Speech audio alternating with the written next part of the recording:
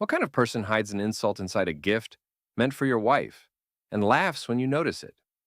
How does a calm man respond when he realizes he wasn't ignored by accident, but erased on purpose? This is how I uncovered the truth and why I chose to end it publicly. The kitchen light cast everything in warm amber as I unwrapped the flowers. Leora had left them on the counter with a note from Maris. Arrange these however you like. 23 white lilies, their petals still tight with morning dew, stems cut at perfect angles. The kind of arrangement that whispered expensive florist, rather than grocery store impulse buy. I filled the crystal vase with lukewarm water, adding the packet of flower food with practiced precision. 44 years of life had taught me that small rituals matter. The temperature of the water, the angle of the cut, the way you strip leaves below the waterline. These details separate care from carelessness. The first lily went in easily, its stem sliding against the glass. Then the second. By the fourth, I noticed something dark tucked behind the remaining stems. A ribbon, black silk, thin as a whisper. I pulled it free, expecting some florist's touch, a color accent perhaps, or a seasonal decoration. The text was printed in silver lettering, small but unmistakable. In memory of. I held it up to the light, reading it twice. A mourning ribbon, tucked deliberately among flowers, meant to celebrate. What? Leora's birthday had passed months ago. Our anniversary wasn't until December. These were just Tuesday flowers, the kind Maris brought by every few weeks as a gesture of friendship. How do they look? Leora appeared in the doorway, hair still damp from her shower, wearing the blue robe I'd bought her last Christmas. I held up the ribbon. This was with the flowers. She glanced at it, then laughed. A sound I'd heard 1,000 times, but this time it carried an echo. Oh, that. Maris said she tucked it in there as a joke. You know how she is. She said, no one will ever know. The laughter continued, light and dismissive, but something in its practiced quality made me pause. This wasn't Leora's natural laugh, the one that bubbled up when she found something genuinely funny. This was borrowed laughter, learned laughter. Someone else's amusement reflected. A joke about what? I asked. Oh, you know Maris. She has that dark sense of humor. Something about mourning the death of surprise, since you always arrange the flowers the same way. Leora moved to the refrigerator, already shifting attention. She thought it was clever. I looked at the ribbon again. The printing was professional, not handmade. Someone had gone to a funeral supply store, or ordered online, or pulled this from an actual funeral arrangement. The effort required was significant. This wasn't a spontaneous joke, but a planned message. And the message was clear. Something was supposed to be dead. I photographed the ribbon with my phone, making sure the text was visible, then dropped it into the trash. No confrontation, no argument, no dramatic revelation. Just documentation and disposal. The flowers went into the vase as requested, arranged exactly as I always did. Each stem positioned for optimal water access, the whole display balanced and clean. They're beautiful, I told Leora, and meant it. The flowers were beautiful. The ribbon was something else entirely. That night, as Leora slept beside me, I stared at the ceiling and replayed her laughter. No one will ever know. Know what? That the ribbon was there? That it was meant as an insult? That someone had taken the time to plan this small cruelty and package it as a gift? But someone did know. I knew. And apparently, that was enough to make it worth doing. The next morning, I found myself at Henderson's Cafe, the place where I'd been meeting Owen Price for chess every Thursday for the past 3 years. Owen was already there, studying the board we'd left mid-game the week before, his coffee growing cold as he calculated his next move. You're early, he said without looking up. Couldn't sleep. I settled into my chair and moved my knight, a decision I'd been considering for 7 days. Owen, what do you think of Maris? He glanced up, eyebrows raised. Maris Hale, your wife's friend? He moved his bishop, threatening my queen. Seems nice enough. Why? Just curious. You've been around when she visits. Any impressions? Owen leaned back, studying me now instead of the board. She's attentive. Always seems to know exactly what everyone's thinking, what they need to hear. Very social. Very involved. He paused. Why are you asking? I moved my queen to safety, buying time. Something happened yesterday. Small thing. Made me wonder if I've been missing something. What kind of something? I told him about the ribbon, about Leora's laughter, about the feeling that I'd stumbled into the middle of a conversation that had been happening without me. Owen listened without interrupting, his analytical mind, the same one that made him a formidable chess opponent, processing the information. How long has Maris been coming around, he asked. 5 years, maybe 6, since she moved back to town after her divorce. And how often? Every few weeks, sometimes more. She and Leora text constantly. Owen nodded slowly. Beck, can I ask you something? When Maris visits, where do you usually end up? The question caught me off guard. What do you mean? I mean physically. Where are you in the house? What are you doing? I thought about it. I usually give them space, go to my office or run errands or work in the garage. They like to catch up. Always? Well, not always. Sometimes I stay for dinner or we all watch a movie. But Maris and Leora have been friends since college. They have history to discuss. Owen moved his rook, a subtle repositioning that I almost missed. And when you do stay, how does that go? The question opened something I hadn't wanted to examine. When I stayed, conversations shifted. Topics became more general, less personal. Maris would ask me questions about work, about my hobbies, about my opinions. But the questions felt performative, like she was demonstrating inclusion rather than seeking genuine engagement. She's polite, I said finally. Polite how? She asks about my work, remembers details, makes sure I'm included in conversations. That sounds nice. It is nice. She's very thoughtful. Owen studied me for a long moment. Beck, in 5 years of friendship, has Maris ever asked you for advice, called you directly, invited you to anything without Leora? The answer was immediate and absolute. No. She's Leora's friend, I said. Right.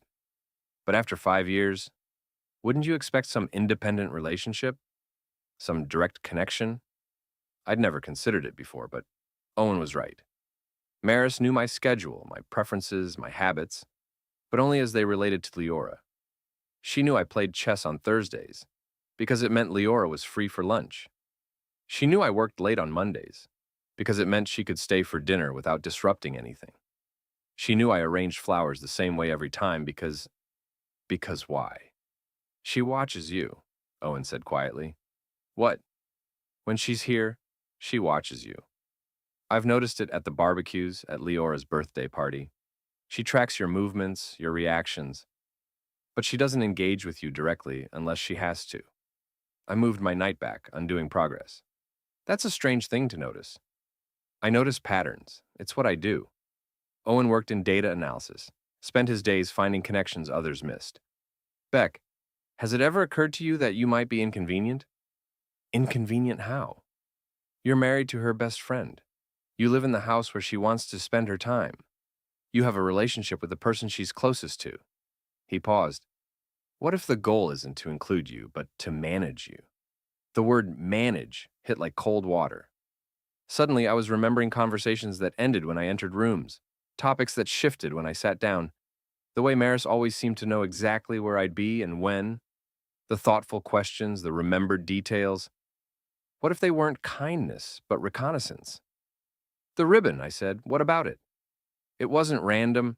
She planned it, ordered it or saved it or found it somewhere.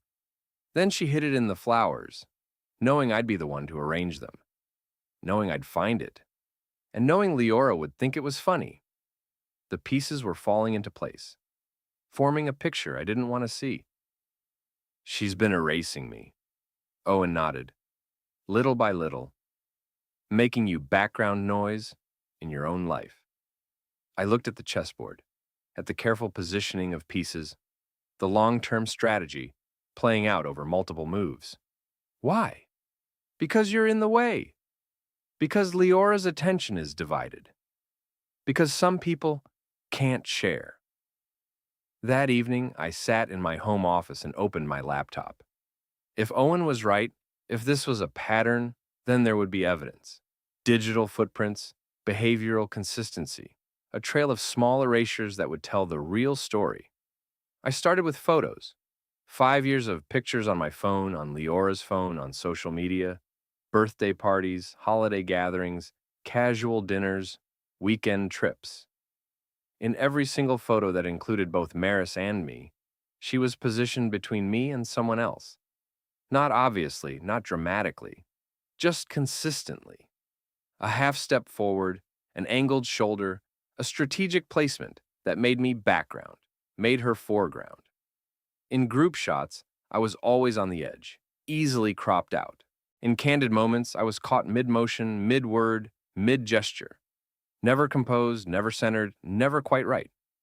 But Maris was always perfect, always positioned, always ready. I scrolled through text message threads, looking for patterns in communication. Maris texted Leora constantly, good morning messages, funny observations, random thoughts throughout the day. The kind of constant contact that keeps someone always present, always relevant, always on the mind. But more telling were the messages that came just before I was supposed to be home, just before planned activities, just before moments when Leora and I might have uninterrupted time together. Quick question, they always started, or just remembered something, or can you help me with?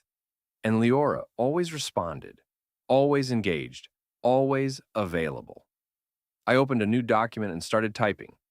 Timeline of interruptions. March 15th. Date night canceled when Maris needed help with emergency apartment issue. Turned out to be rearranging furniture. March 22nd. Weekend trip postponed when Maris had crisis with her mother. Resolved itself by Monday. April 3rd. Anniversary dinner interrupted by urgent call about Maris's work situation. She quit that job 2 weeks later. April 18th. My birthday celebration cut short when Maris showed up unexpectedly with her own plans for Leora. The pattern was clear and consistent. Every significant moment in our marriage had been interrupted, redirected, or diminished. Not obviously, not dramatically, but systematically. And I'd been complicit. I'd stepped aside, given space, been understanding. I'd made myself smaller to accommodate Maris's needs, and she'd taken every inch I'd offered. The morning ribbon wasn't a joke about my flower arranging habits. It was a celebration, a private acknowledgement that she'd successfully killed something, my presence, my relevance, my place in my own life. But she'd made one crucial mistake. She'd assumed I wouldn't notice, wouldn't understand, wouldn't care enough to do anything about it. She was wrong on all 3 counts. Thursday morning, I drove to Petals and Stems, the florist shop on Maple Street where Maris had purchased the lilies. I'd called ahead, asking to speak with whoever had handled the arrangement, explaining that I wanted to send a thank you note for the thoughtful service. The woman behind the counter was probably 60, with silver hair and dirt under her fingernails, someone who'd spent decades working with flowers, understanding their language. Oh yes, she said when I showed her the photo of the arrangement. I remember this order, very specific instructions. Specific how? The customer wanted white lilies, exactly 23 stems, arranged for transport, but not in a vase. And she wanted a mourning ribbon tucked into the stems, positioned where it wouldn't be visible from the front, but would be discovered during arrangement. My stomach tightened. She asked for the ribbon specifically? She brought it with her, said it was a private joke between friends, something about mourning the death of predictability. The florist paused, studying my face. She asked if I thought the person arranging the flowers would notice it right away. What did you tell her? I said anyone who really cared about the flowers would find it. You have to handle each stem individually to arrange them properly. You can't miss something tucked in there if you're paying attention. And if someone wasn't paying attention, then they don't really care about the flowers, do they? I thanked her and left, my hands shaking as I got back into my car. The ribbon hadn't been a random joke or a spontaneous bit of dark humor. It had been a test, carefully designed to measure my attention, my care, my involvement in something as simple as arranging flowers for my wife. And when I'd found it, when I'd asked about it, Leora had laughed and said, "No one will ever know." But Maris knew I'd found it. She was counting on it. The whole point was for me to discover the insult, to understand that I was being mocked, and to do nothing about it. To prove once again that I was manageable, dismissible, irrelevant. I drove to Riverside Park and sat on the bench where Leora and I had our first real conversation 22 years ago. The river moved past, constant and unhurried, carrying debris and leaves and everything else that fell into its current. For the first time in days, I felt calm. Not angry, not hurt, not confused, just clear. Maris had crossed the line, but she'd also revealed herself completely. The careful positioning, the strategic interruptions, the constant management of my presence in my own life. It had all been building to this moment, this test, this assumption that I would absorb the insult and continue playing my assigned role.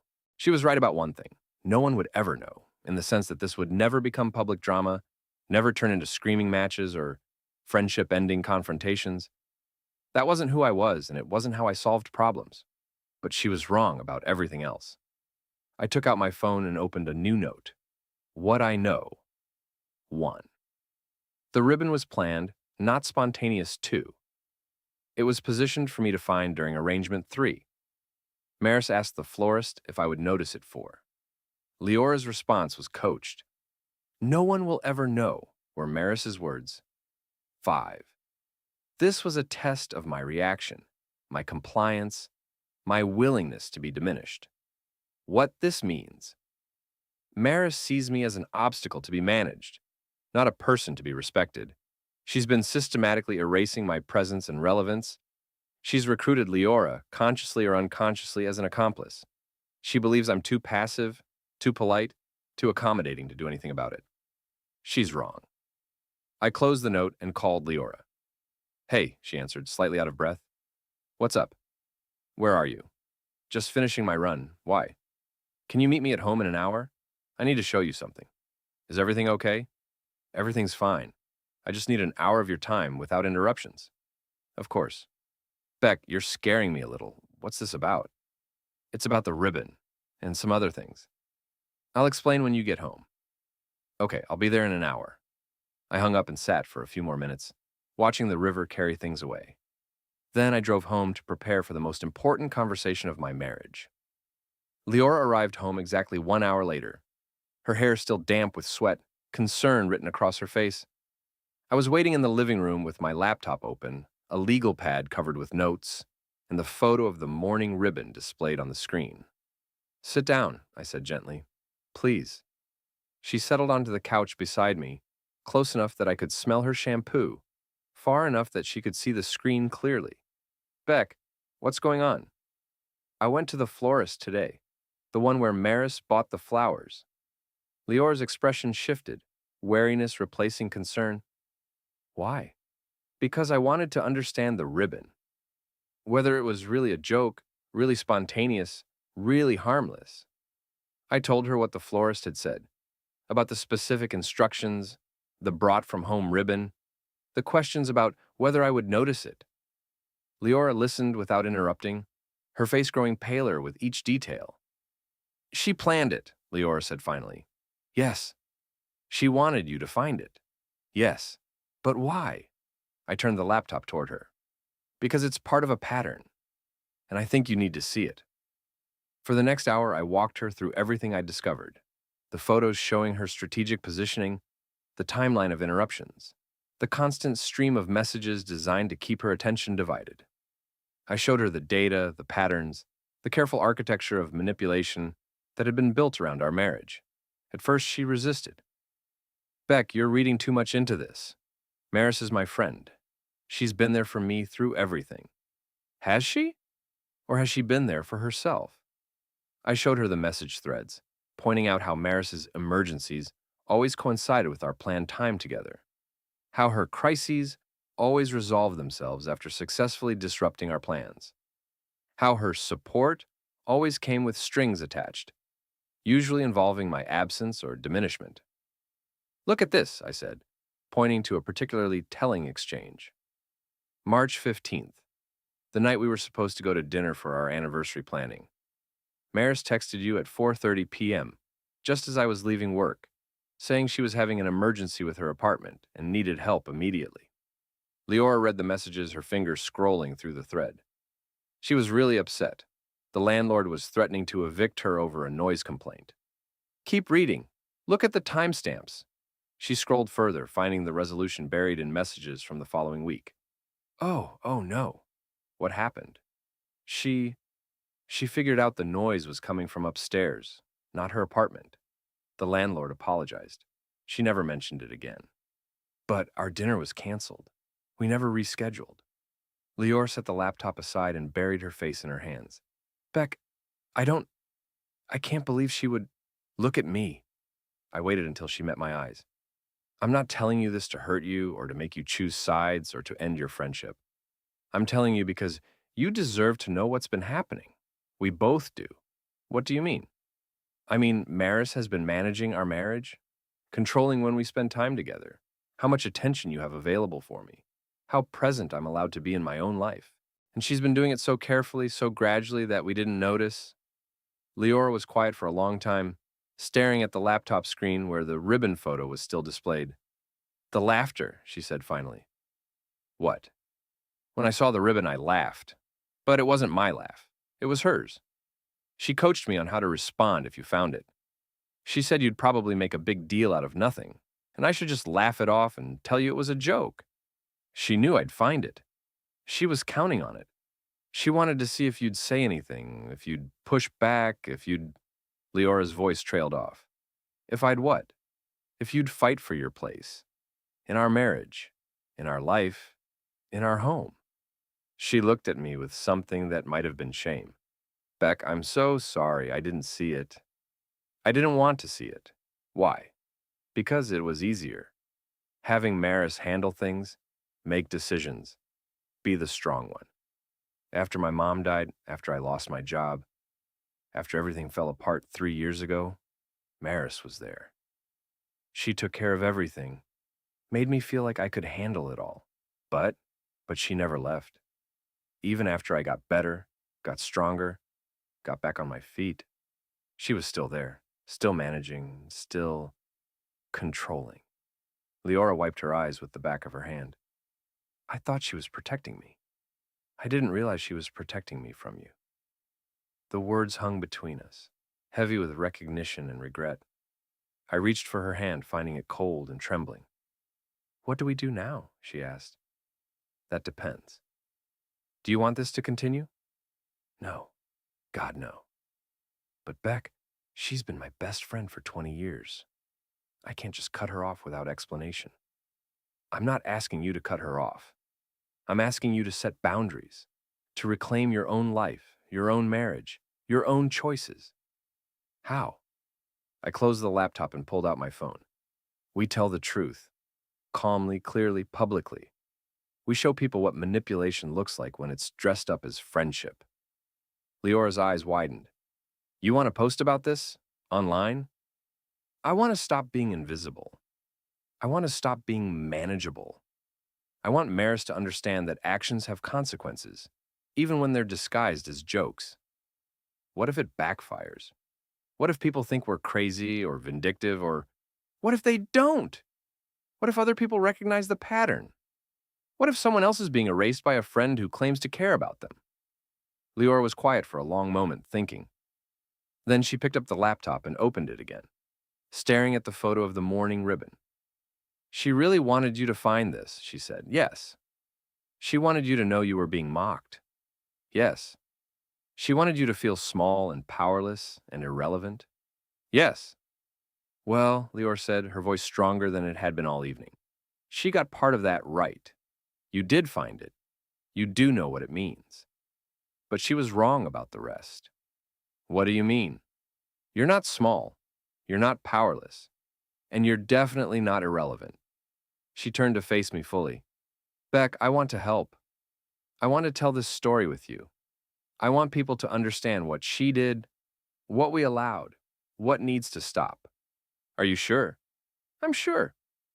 But I want to do it right. I want to be fair and factual and clear. I don't want to attack her. I want to expose the behavior. Okay, but first, I need you to understand something. What? Once we do this, everything changes. Maris will know we're not manageable anymore. Your friendship will end or transform completely. People will take sides. There will be consequences. Leora nodded slowly. I know, but Beck, the alternative is continuing to live like this, continuing to let her control our marriage, our time, our attention, our choices, continuing to let her make you invisible in your own life. And you don't want that. I don't want that. I want my husband back. I want my marriage back. I want my own voice back. I kissed her forehead, tasting salt from tears I hadn't noticed her crying. Then let's get them back. The next morning, I called Nadia Brooks. I'd known her peripherally for years. She ran a digital communications consulting firm downtown, helped businesses manage their online presence during crises. More importantly, she had a reputation for being ethical, thorough, and unflappable. Beck Darren, she said when she answered, I haven't heard from you in ages. What can I do for you? I need advice about telling a difficult story online. Something personal, but important. Something that might help other people recognize a pattern they're living through. Okay, that's vague enough to be interesting. Can you be more specific? I'd rather explain in person, if you have time. This isn't the kind of thing I want to discuss over the phone. Fair enough. Can you come in this afternoon, say 2 o'clock? We'll be there. We? My wife and I. This affects both of us. Nadia's office was exactly what I'd expected. Clean lines, natural light, walls covered with awards and testimonials from clients who'd navigated public relations nightmares with her guidance. She listened without interrupting as Leora and I told our story, showed our evidence, explained our conclusions. This is fascinating, she said when we finished, and more common than you might think. Really? Oh, yes. I see variations of this pattern all the time. Usually in business contexts, the colleague who undermines you so subtly that you can't quite prove it, the partner who positions themselves as indispensable while making you seem incompetent. But personal relationships? That's rarer to see documented so clearly. She scrolled through the photos on my laptop, studying Maris's positioning in each image. This is remarkably consistent. She's good at this. Good at what? Strategic invisibility creation. She makes you disappear without anyone noticing she's doing it. Very sophisticated manipulation. Leora leaned forward. So we're not imagining this? You're definitely not imagining this. The question is, what do you want to accomplish by going public? I'd been thinking about that question for days. I want to stop being managed. I want people to understand that this kind of behavior has consequences. I want other people who might be experiencing something similar to recognize it and know they're not alone. And I want my voice back, Leora added. I want to stop being a puppet in someone else's performance. Nadia nodded. Those are good goals, achievable goals. But you need to understand the risks, such as Maris will likely deny everything, claim you're misinterpreting innocent behavior, maybe even suggest you're having some kind of breakdown. Some people will believe her. Some of your mutual friends will feel forced to choose sides. This could get messy. What if we just present the facts? I asked. No accusations, no name-calling, just documentation, and let people draw their own conclusions? That's exactly the right approach.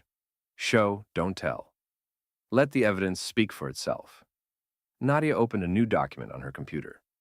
But we need to be strategic about how we present it. What platform were you thinking?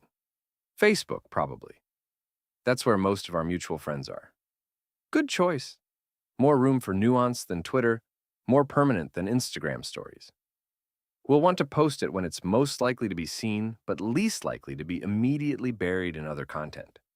Sunday evening, probably around 7 p.m. For the next 2 hours, we crafted the post.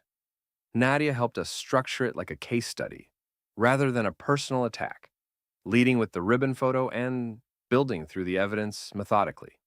We included timestamps, screenshots, and photo documentation, but kept the tone calm and factual. The draft. A few days ago, I was arranging flowers that had been gifted to my wife by her best friend. Tucked among the stems, I found this mourning ribbon. When I asked about it, my wife laughed and said her friend had included it as a joke, adding, "No one will ever know." But someone did know. I knew. And that got me thinking about patterns I'd been ignoring. Ribbon photo. I went to the florist to understand how the ribbon ended up there. I learned it wasn't spontaneous. It was planned. The customer brought the ribbon from home and specifically requested it be positioned where it would be found during arrangement, asking if the person handling the flowers would notice it. Florist confirmation screenshot. This led me to examine other patterns in our friendship dynamic.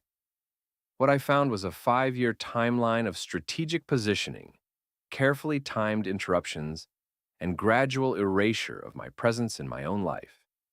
Photo collage showing positioning patterns, timeline of interrupted plans, message pattern analysis. I'm sharing this not to attack anyone, but because I think this kind of manipulation is more common than we acknowledge. Small humiliations disguised as jokes, systematic erasure disguised as friendship, control disguised as care. If you're reading this and recognizing similar patterns in your own life, you're not imagining it. You're not being oversensitive. You're not wrong to want respect in your own relationships. The mourning ribbon was meant to celebrate the death of my relevance. Instead, it marked